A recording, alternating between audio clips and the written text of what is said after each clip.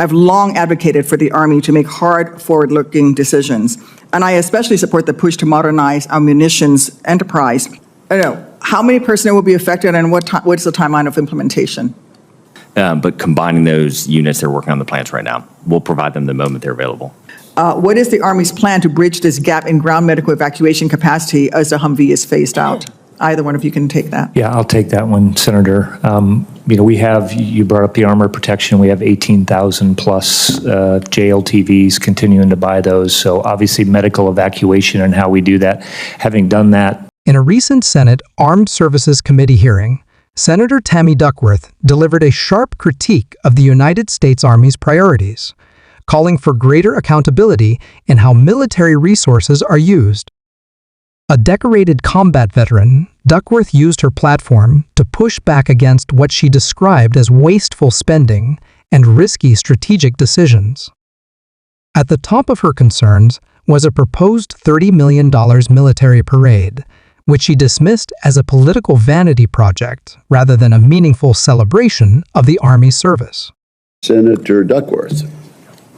Thank you, Mr. Chairman. I want to associate myself with Senator Blumenthal's comments about blowing $30 million on a parade. Let's be clear, you're not doing it to celebrate the Army's birthday, you're doing it to stroke Donald Trump's ego. If you want to celebrate the Army's birthday by spending $30 million, I would recommend you think about something along the lines of maybe spending that money on childcare for military families, perhaps tuition reimbursement for military families. There are lots of ways to celebrate the Army's birthday without blowing it all on a parade. I also want to echo the concerns of my colleagues, Senator Reid, Shaheen, and Hirono about misusing and burning the readiness of our National Guard troops and other expensive military assets like deportation flights for so-called interior law enforcement operations.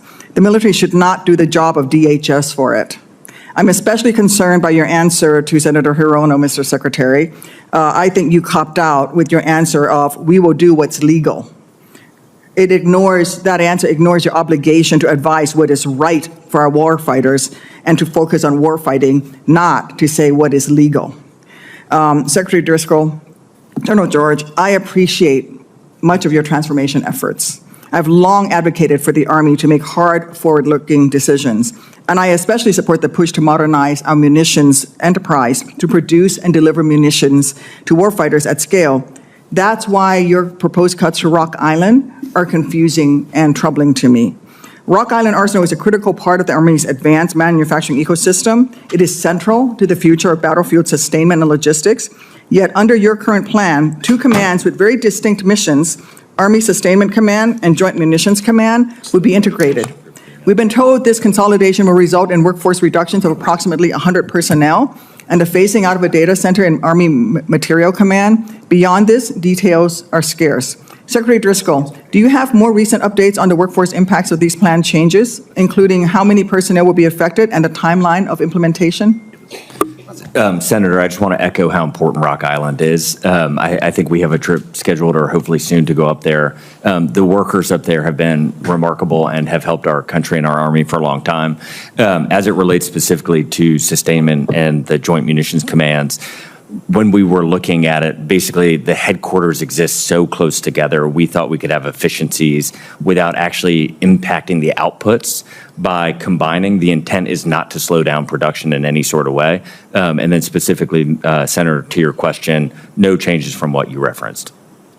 I know. How many personnel will be affected and what's the timeline of implementation? I will.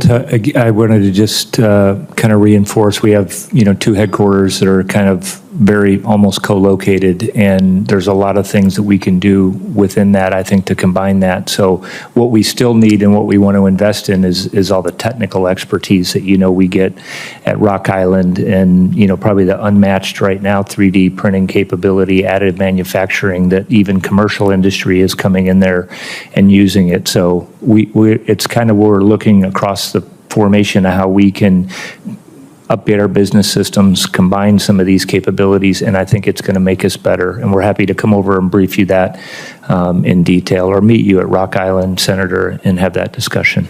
Okay, I'm be willing to meet you at Rock Island. So just go still with the same question. How many personnel will be affected, and what's the timeline of implementation? You still haven't answered me.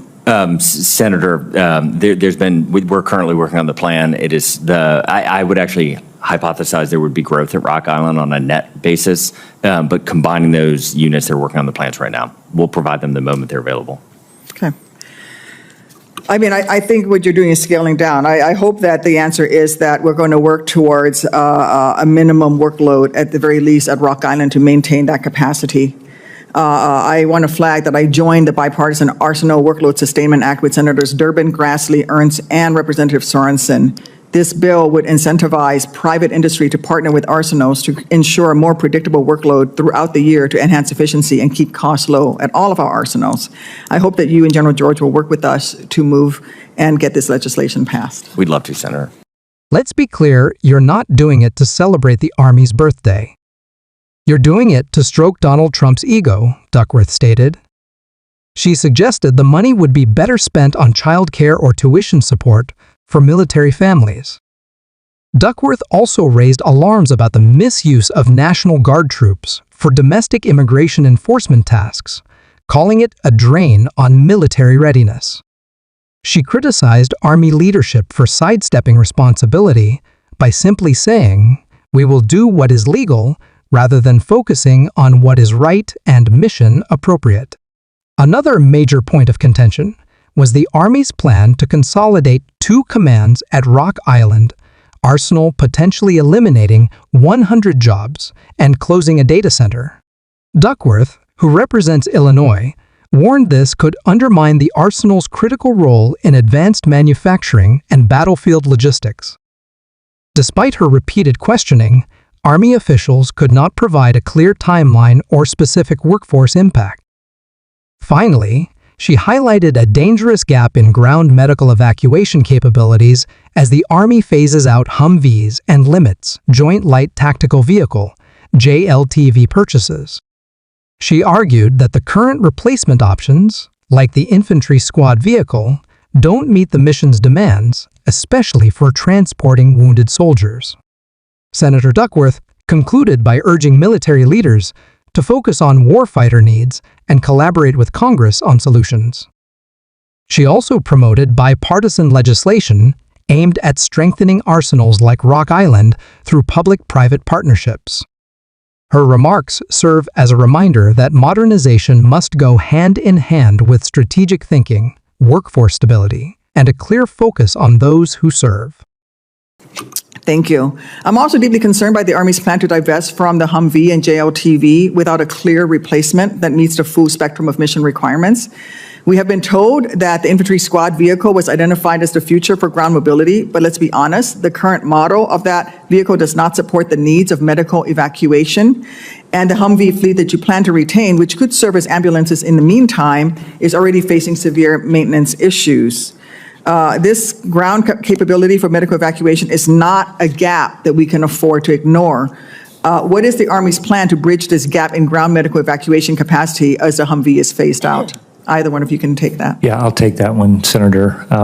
We have, you brought up the armor protection, we have 18,000 plus JLTVs, continuing to buy those. So obviously medical evacuation and how we do that. Having done that, with all of our vehicles, it's why we're also talking about having armored vehicles that are inside our formations are going to be critical moving forward. So we need a broad bunch of capability. We're also looking at autonomous systems and how they can go into certain areas. We have 105,000 Humvees, and certainly that's part of we're going through that process right now, how we make sure that we're maximizing the vehicles we need. You mentioned medical vehicles. That would be in that category of how we would make sure that we're maintaining that capability that we need. So they're going to be in our formation. We've bought what we need to have inside our formation. And thank you, Senator. Senator Scott. Sure.